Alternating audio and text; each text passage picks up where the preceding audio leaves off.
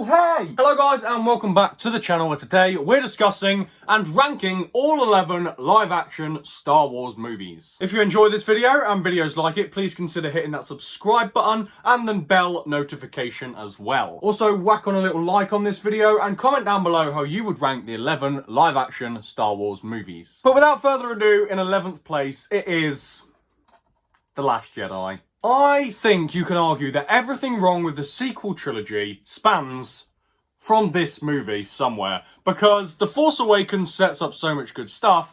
This movie just completely undermines it and ignores it. The movie essentially ends the trilogy's storyline by the end of the second movie, which is kind of ridiculous. I remember finishing this movie and being like, well, what are they going to do next? It reinvents and rewrites the Star Wars lore and canon, which I really don't like. And the big criticism is that it subverts expectations in a poor way. It tries to be too funny at times for a Star Wars movie. It's boring, it's bland, and this movie really highlights that Disney had no plan for the sequel trilogy, and it's just a really crap movie. Next up, and if you've seen my 5 stupidest Star Wars decisions of all time video, if not, please check it out, then this will come as no surprise. Star Wars, a solo story. That. It's just a really pointless movie and a stupid movie. You should not make a prequel movie about a character like Han Solo because it doesn't work. By the time we meet him in A New Hope, we should go into that thinking he's done nothing. All he is, he's just a guy making a buck. But this movie makes him out to be a hero, and he shouldn't be a hero yet, not until we get to A New Hope. It's forgettable, it's inconsequential, and there's no real stakes in this movie because we know how everything turns out. It's unnecessary, and it was the biggest flop for a Star Wars movie ever. And to be honest, I can see why. I had no interest in this movie whatsoever, and that's someone speaking as a big Star Wars fan. In number 9 is The Rise of Skywalker. Now, I respect that J.J. Abrams going into this movie sort of had to fix a mess that he didn't create.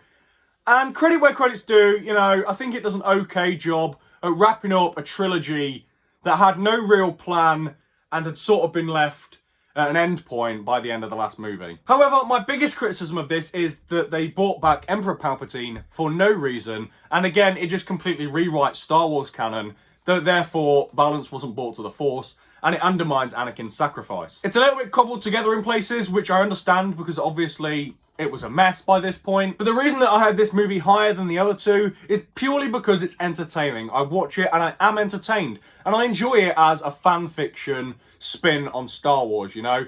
I've said this before, the sequel trilogy to me I don't consider canon, but I consider to be fan fiction, and I enjoy it for that. The Phantom Menace is next and in 8th place, and this may be a little bit higher than other people would put it, but I do kind of enjoy this movie. The duel between Darth Maul, Obi-Wan and Qui-Gon Jinn is the highlight of this movie. Fantastic scene. And I also quite like the characters in this. Qui-Gon Jinn is quite a compelling Jedi, even though he is kind of responsible for everything that goes wrong in the Star Wars universe, but we'll ignore that. He's Liam Neeson. His dad... Oh no, we've gone down a hole here, guys. However, at times, it can be a little bit dull, and it is quite a long movie. And while there's a lot of plot to set up for the next 2 movies, and also the 3 following it, it feels very heavy. You feels like an obligation to watch it, and it's not one that I particularly rewatch because the bits that I want to rewatch is mainly that fight scene, and it's on YouTube. It's like 10 minutes long, so... And how can we not talk about Jar Jar Binks?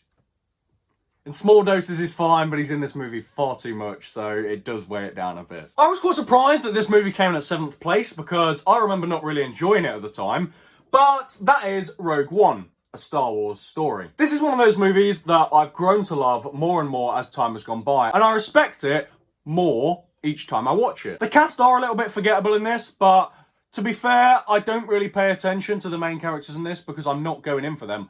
Because I know that they're going to die at the end of this movie. It's pretty obvious, even the first time I watched it, because they're never in Star Wars again. The Darth Vader corridor scene is definitely the best bit of this movie, and quite possibly my favourite Star Wars scene of the last 5 years. And I think it's quite clever how they resolve the plot hole of the Death Star issue. Decent enough film, considering it was based on a sentence of dialogue in the first Star Wars movie, but I think that is what kind of holds it back a little bit because you know exactly what's going to happen when you go into the movie. In at number 6 is Attack of the Clones. Now, the fight on Geonosis alone makes this movie brilliant for me. That whole battle is great. Throughout the movie, you get a sense that the Empire is rising, and I think it has a bit of a advantage by you knowing that the Empire is coming. So you always feel a bit of tension throughout. You're always looking for little dark spots in Anakin and his personality and things like that. And I think that helps with this movie. Seeing the Jedi at the peak of their Jedi Order is really interesting. And also the romance between Padme and Anakin is quite good in this movie. I will admit the dialogue is a little bit odd in places. You know, that's just the main criticism of the prequel trilogy as a whole. In fifth place, and I know people disagree with me, but that is The Force Awakens. And I remember how excited I was when this movie was coming out. I don't think I'd ever been more excited for a movie than I was probably up until about Endgame. And for me, at the time, it did not disappoint at all. In hindsight, it's not quite as good because of the stuff that the sequels do to it. But on its own, I think it's a great movie. There's a compelling mystery about where Luke is and what's happened to Luke. The new cast, I think, are great. I really like the twist of Finn being a stormtrooper and going good. I really think that's quite interesting, and I wish they'd have explored that a bit more. Daisy Ridley as Rey is great, and seeing the original cast, you know, Han and Leia back, I think that's just possibly my favourite bit of this movie, when Han Solo and Chewbacca just walk onto the Millennium Falcon, and they're just there like, we're home.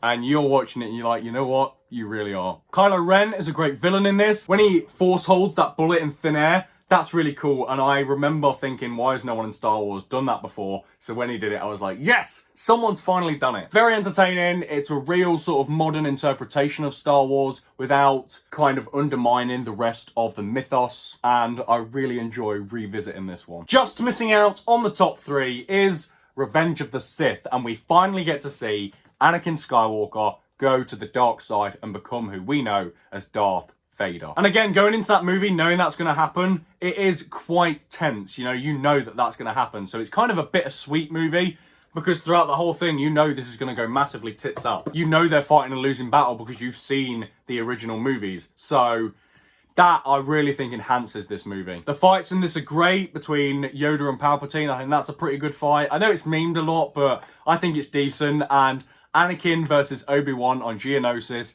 and the weight that that fight holds, you know, it's cool and it's visually stunning, but knowing that those two were brothers, you know, they loved each other and now they are fighting to the death. It's really sad. It is really sad knowing that Anakin got manipulated like that by Emperor Palpatine, to the point where he's quite happy to kill anyone who stands in his way. Order 66 is really tragic, and knowing the knock-on effects that that has. Great body horror as well when Anakin becomes Darth Vader. My only criticism is probably just it's not quite got the same magic as the original trilogy. And coming in next is The Empire Strikes Back, the sequel to what at the time was the greatest movie ever released, and arguably still is. There's some real great twists in this movie, like Lando dobbing them in, and of course the iconic twist of Darth Vader being Luke's father. And even though they're pretty obvious twists now, they're quite well known in pop culture, it still has stakes in this movie. It doesn't undermine it. Yoda is a great introduction into the Star Wars mythos. Watching Luke train to become a Jedi, it was a very natural place for the story to go,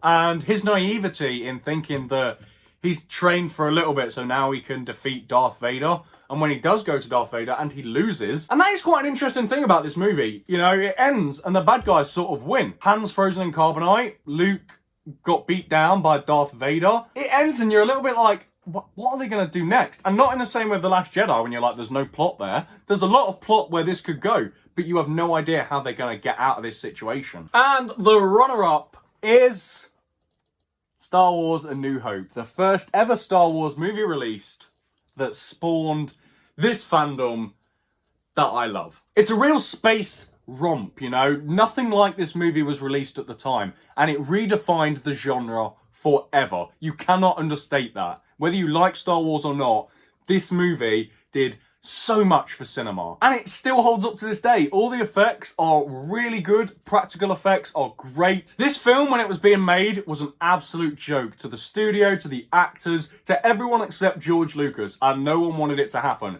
And yet, when it was released, I mean, how many times does that happen? A studio hates it and it comes out and it's a marvel. It's the story behind this. If you've ever seen the bonus documentary on the creation of the original Star Wars trilogy and the prequels, definitely check it out because it's fascinating, the story behind how these movies were made. Han, Leia, Luke, the cast in this and the chemistry they have is unparalleled with any franchise going, and they just hit on it so well. So Alec Guinness as Obi-Wan Kenobi, and just the world building in this universe, you know, it does it so cleverly. And genuinely, this was so difficult to put second, because this one and the one that's in first place, I rewatched so much and they're probably about on par.